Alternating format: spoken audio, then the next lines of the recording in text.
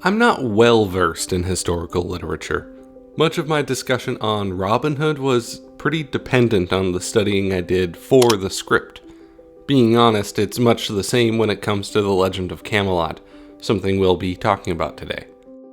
But it's still a major part of the history of the DC universe that I feel can't be skipped over. The impact of the Arthurian era is still making waves today within the lives of dozens of people.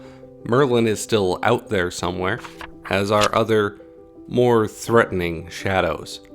So let's dip our toes into the legend of King Arthur as it exists in DC. If this is your first time with us, I've found that a lot of modern media is pretty impenetrable to newcomers. My goal is to provide a breakdown and guide to the DC universe in the order of creation, so it isn't quite as overwhelming. If you have a favorite character or story and it isn't in this video, it's likely to be found in either a previous one or a video coming later down the line. So to the newbies, welcome, and to the oldies, welcome back. Let's talk about DC Comics.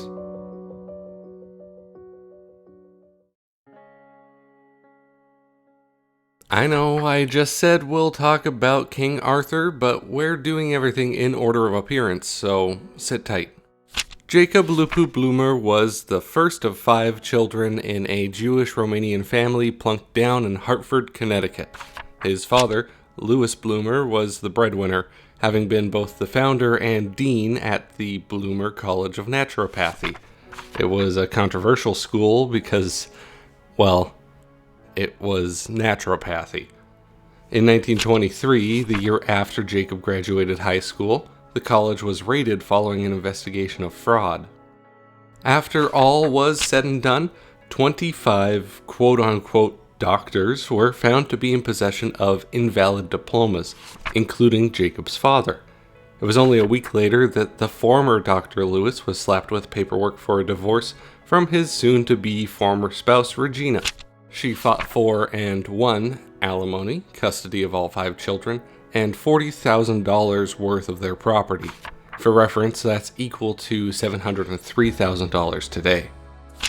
Humiliated and probably wordlessly angry about the situation, Jacob Blummer left for New York. Still inundated with news about the court proceedings, since they'd made national headlines, Jacob changed his name to Jon L. Blummer, and if anyone asks, there's no relation. He put as much distance as he could from his parentage and set out on his own. Age 23, John marries his love, Dorothy Tong, a secretary, and they get an apartment in Queens. At age 26, he enrolls at the Pratt Institute in Brooklyn, leaving after 2 years to get a more immediate job thanks to a troublesome little thing called the Great Depression. Now, it's unclear when and how John developed his art skills, or honestly if he even liked doing it, but money was money, and pulp comics were strangely big money. He went freelance with anyone who would pay him, and having a son in 1938, he needed as much money as he could get. Ultimately, Jon L. Blummer never worked for National Allied Publications as anything more than a freelance artist, but he certainly left a big mark trying to get his pockets filled for a rough decade or so. With NAP alone, he drew over 120 comics, which, in such a short period as it was pretty darn impressive. I wish I could give a conclusion for Blummer, but he was a pretty private man, it seems. We honestly don't know anything about what he got up to after the Depression was over. I just hope he made his wife and son happy with the time they got with him, as he passed away at age 51.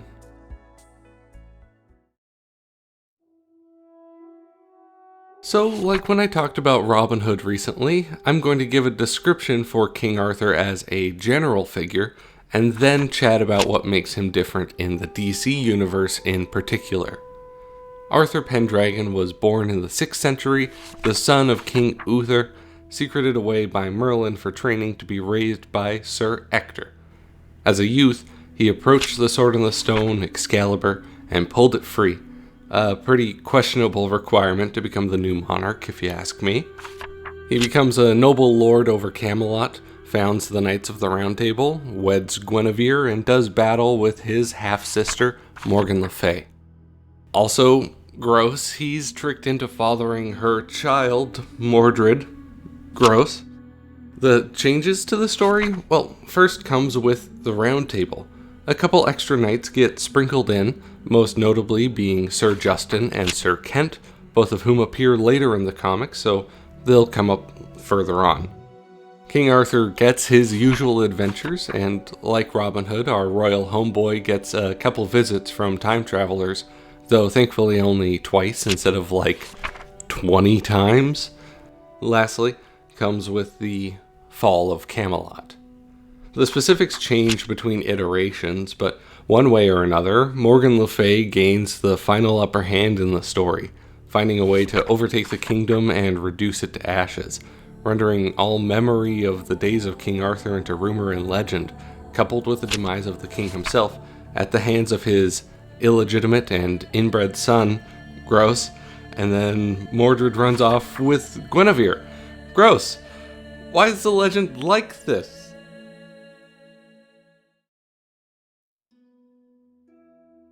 Merlinus Ambrosius of the real-world Arthurian legend is quite a different creature compared to their depiction in DC Comics.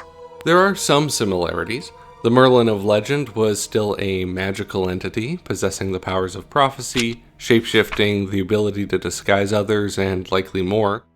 Merlin, as written by Geoffrey of Monmouth, was born from the union of a human woman and an incubus, and in some iterations he's tied to satanic rituals as a child, which explains some of his otherworldly abilities.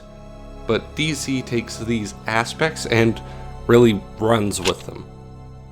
Unlike his medieval counterpart, the days of Merlin extend far beyond and far before those of Camelot.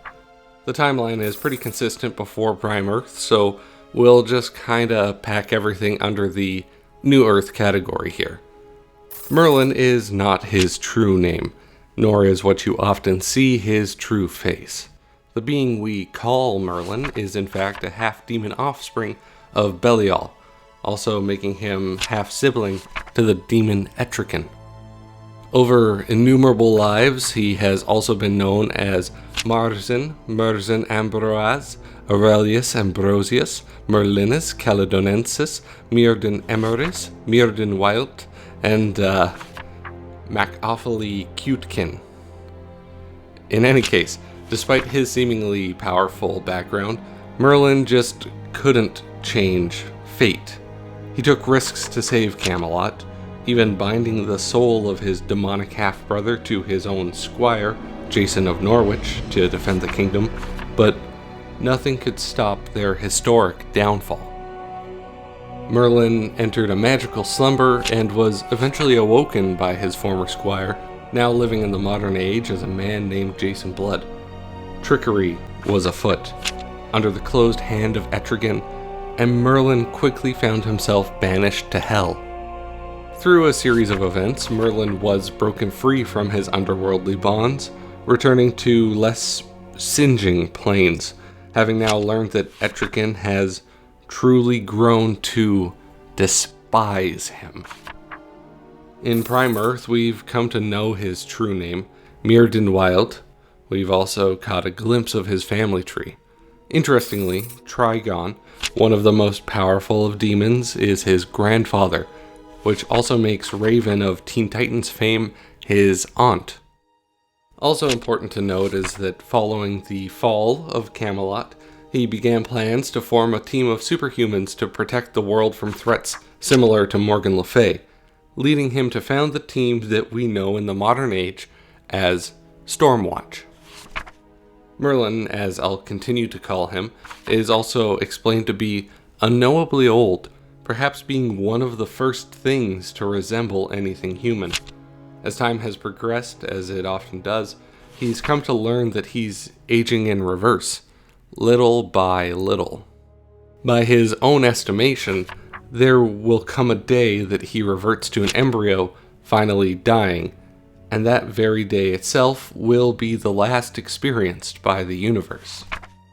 Well, At the moment, he just looks like a guy in his 50s you might want to get to know at the bar, so we probably still have a ways to go.